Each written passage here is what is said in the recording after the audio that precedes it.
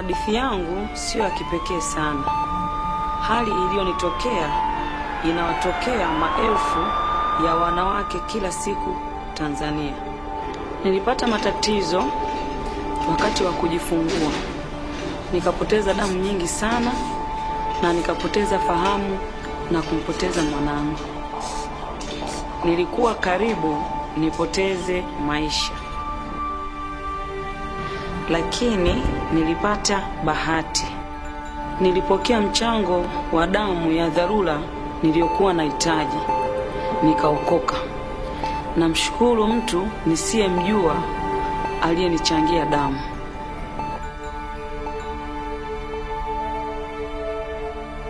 Hata hivyo, nitakuwa mama sasa.